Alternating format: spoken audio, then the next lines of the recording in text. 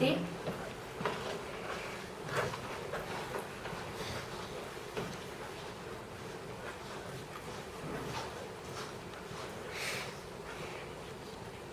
Steve Rancho, Planning and Zoning. Good morning, Madam Commissioners. Good morning. Begin with,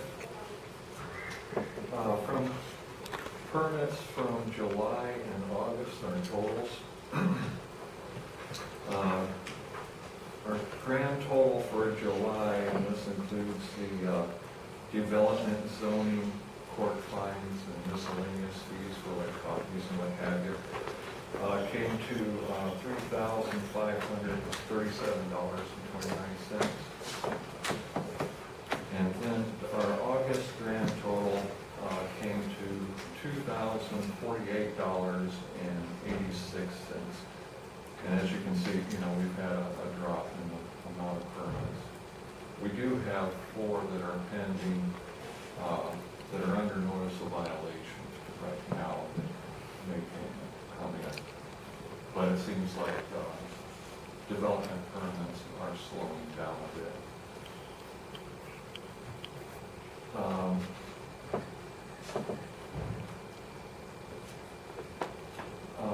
Concerning the videotaping, I've been looking into videotaping the planning and zoning meetings, because as you know, sometimes we have or applications that come before us that need to be approved by the commission, and some of them being hot topics, you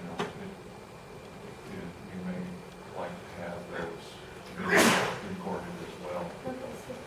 But I was looking at the cost of that, and it really hasn't been brought down to a hard line, but the people who process the video to stream it onto the website, they charge $75 an hour to do that. And like that last commission meeting, which was the first one that we put on the website, he said it took him 2.5 hours to do the streaming for that 25-minute meeting. And really, that's beyond my budget in P&Z. So I was wondering if the commission would like us to video our zoning meetings, if there was a way that we might be able to work on getting some extra funding from that, from the general fund.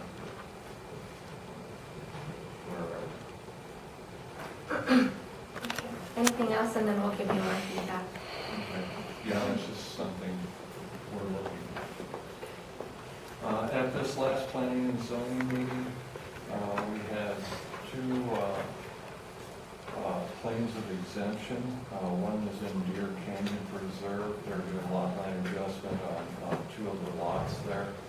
And what they did was just, they split them with a boundary going north and south, and they put one lot into the open space of the subdivision, and then the other lot in space.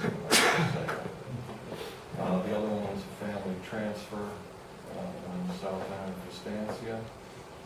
And then, and concerning the commission,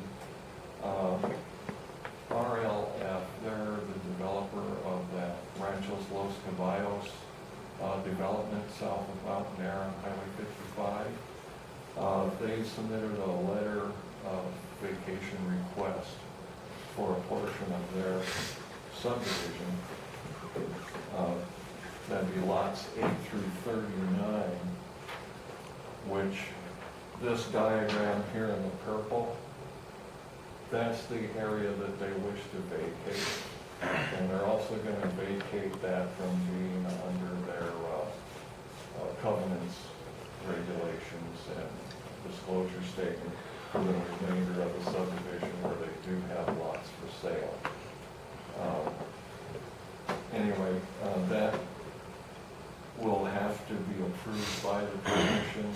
The Planning and Zoning Board did give a recommendation to approve the vacation.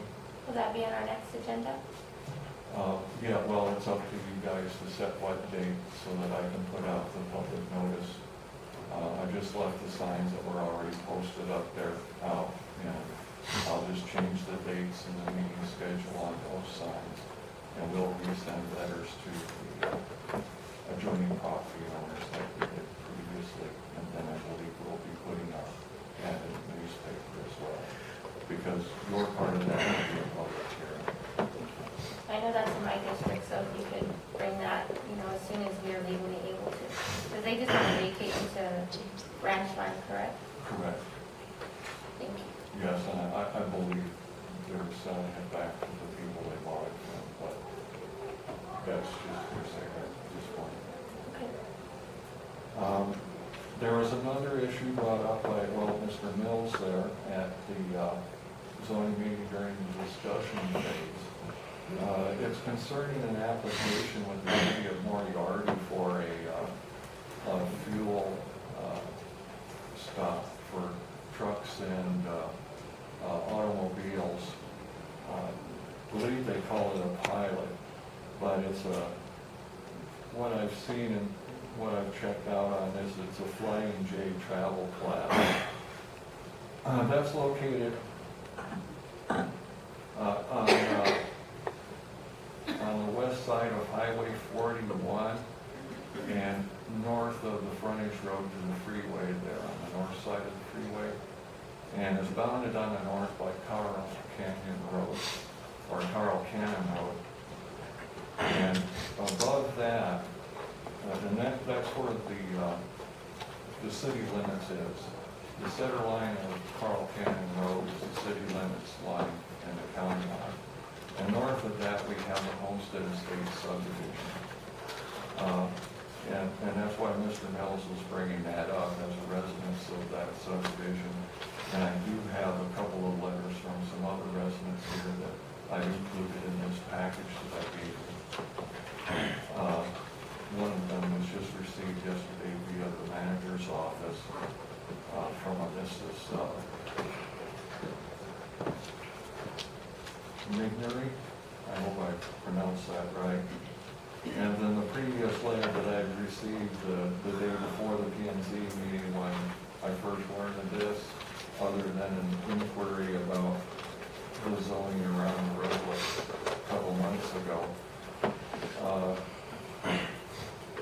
Anyway, they're in opposition to that.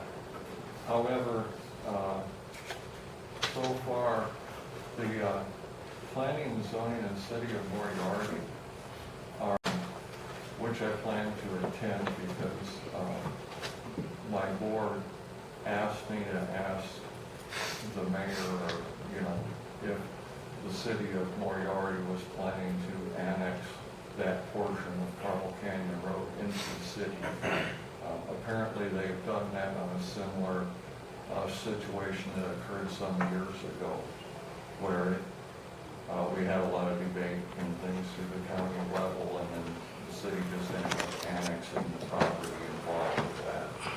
I'm not familiar with the case, but anyway, that's what the board wanted me to attend and ask about. During my investigation of where this is at right now, I did go to planning and zoning there in Moriarty, and I got a copy of their application and a copy of, it's basically a diagram, it's not a full-blown development plan that they had submitted with their application to the city of Moriarty. Moriarty does things a little bit different in that respect than what we do. If someone with a similar type development application comes before us, they have to have their traffic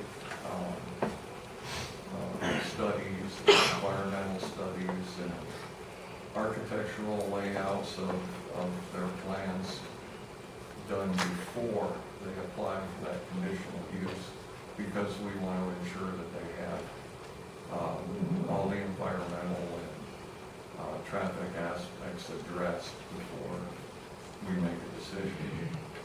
But Moriarty is a little bit different. They address that after they issue their conditional use. So So anyway, at this point in time, outside of how it affects the county zoning ordinance, and I gave you a copy of the ordinance there for you to read the exact quote. If the city does pass that conditional use, as far as addressing the boundaries of the rural residential district, right there in section 5, number 40 of the zoning ordinance, and I'll quote here, that's in the definitions. A zone district means a section of the county designated in the text of this ordinance and delineated on the Torrance County zoning map, in which requirements for the use of land and building and development standards are prescribed. Boundaries, and this is the part that pertains to this issue, boundaries of zone district shall follow existing property lines unless clearly otherwise shown on the zoning map, in which case such boundaries shall be defined by dimension and distance from existing property lines. Well, anybody that's seen our zoning map knows that there are no dimensions on there for any of our zones. So, in essence, and in your package, you'll also see a copy of the plat for the Homestead Estates, which shows that the southern boundary is the north easement line for, or not easement line, I'm sorry, it's a right-of-way for Carl Canyon Road, otherwise known as A110. And that plat also shows the city limit line that runs down the center of that roadway. So getting back to the ordinance, in section 6 under the general provisions, here again, this is if the city of Moriarty decides to approve how it affects the county, because Carl Canyon Road is basically a neutral area as far as zone district goes. It's a county road that's on section line. However, in our general provisions of our ordinance, under 6A, access to structures. All structures shall be located such that safe and convenient access is provided for use of the structure, fire protection, and any required off-street parking or loading. So, now, don't believe that that would be a zoning application. The developer would have to get road cut permits from the road department in order to, connect their entrances to the county road. And I would think that, at least for that area of the roadway that their entrances affect, for their project, that we may want to look at that traffic study, which I plan to request at that Moriarty meeting, to give to Leonard and the road department so they can review it, to get an idea of how much traffic is anticipated to access that site off of Carl Canyon Road. Supposedly it's supposed to be just automobile traffic, and the semis will use the frontage road. But we need to have Leonard look at that and determine if there needs to be upgrades to that roadway in order to handle the extra traffic, because right now, it's a chip seal road, and it doesn't take as much punishment as a straight asphalt road, like the frontage road is, where the semi-trucks will be accessing the property from the south side. If the city of Moriarty does not approve this conditional use permit, then it's a non-issue. Because like I say, it's all in their jurisdiction. Outside of what bit of Carl Canyon Road that they might utilize in their development, that's all that would concern our county. Thank you. Anything further? No, that covers everything I have. Thank you. Before you leave, I did want to address the streaming of the video. I didn't know that there was a cost to stream the video, so I didn't know there was a cost to stream our video, and I guess that's just my lack of technological knowledge, but I don't know if that seems a little bit pricey or not, or if that's something that needs to be bid, or if that's something that can be done in-house. Could you explain that a little bit to us, Ray? Is that something that sounds like a fair rate in your opinion? Well, Ray is one of the people I've been working with. I figured. Thank you for your very thorough report. There's actually no cost associated with streaming it, but we have 2 cameras here in the chambers, and what he has to do, he has to thread it together. So it'll switch back and forth between the commission table and the podium. And they just have to go through and thread it together so that it's one seamless piece of video. That's what he charges $75 an hour for. Once it's Doesn't cost me that together much. and extracted into a small file, it's mounted on the web page, and then from then forward, there's no cost associated with it at all. Okay. Well, I have a comment about that. Yes. I mean, I can tell you that that last meeting was one of the shortest meetings we've ever had. That last meeting, 25 minutes, and it took him 2.5 hours, and Yeah. $75 an hour. I mean, we have meetings that run 4 hours, 5 hours.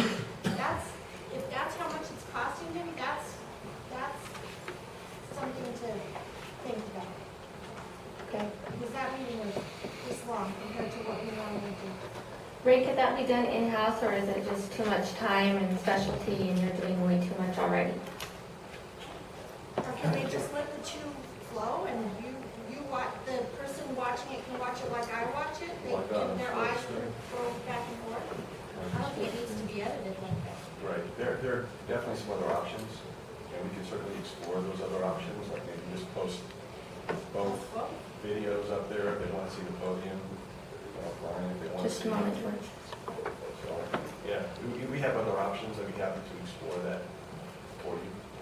I know I would prefer maybe just a report of what our options are. Okay. What do you think, Ms. Cynthia?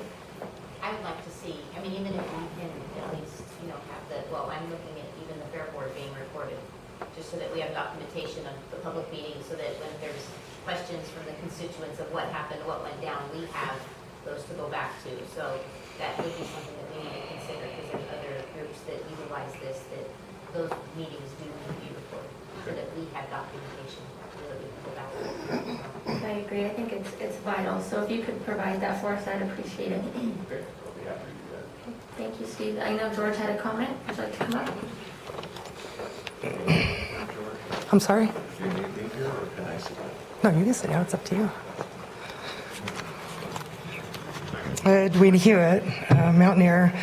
I've the longest meetings that you guys have run with my little camera, and I am only using YouTube software that allows me to go in 30-minute increments. I can pop an 8-hour meeting in a day, and that's with editing and merging and cutting clips. So I think that, in my opinion, I've looked at software to make it easier for me with what I'm doing, and there is really good software out there that would allow you to do it in-house. Much more cost effectively than $75 an hour. Frankly, from what I've reviewed, I think that it's highway robbery. I got an email link from somebody in the media that sent me information for software that municipalities and bigger governments are using. And if you would like, I would be happy to share that with you if you guys would like to look at that. That's an awesome software that they sent. It not only does the video, it'll do separate audio. It will put your meeting packets online so that people can see those. A one-stop shop, and it mounts immediately. You don't wait hours and hours and hours for uploads. And my review of that particular software, they fit it to your size and they fit it to your requirement. So you've got some sliding scale capacity, the way I looked at that, on what you could spend or not spend. So I would be happy to share that with you, but frankly, technology is my thing and I'm all over it. in my humble opinion, $75 is highway robbery. Just saying, because it ain't costing me $75 to do what I do. So the packets could be downloaded through that software? as Yes. Go look at the city of Albuquerque, for example. Look at Bernalillo County. They're already utilizing that software. Looked at that. And I mean, I think it's phenomenal what you can offer the public and what you can archive, and what it makes the clerk's office's job easier. Is that part of that software that I reviewed will even take our conversation right now and transcribe it. So I mean, it's fantastic, and the advances in technology are there. Cost is coming down every day. So if it would help Michelle, that would rock her world. I know it would, and it would free. You know, if you look at the bigger picture on that kind of a software and that kind of a utilization, the front end cost seems high. But if you look at time savings for your staff, you know, the ability for you to actually provide better service to your constituents and yourselves. I mean, there's a lot of way patterns in there. I think you can look up beside just what's that dollar amount. So if you're interested in that, I would be happy to send that over for you to look at. If you could share that with Ray so that he can include it in the options, I think that would be great. Sure, be happy to. Thank you so much.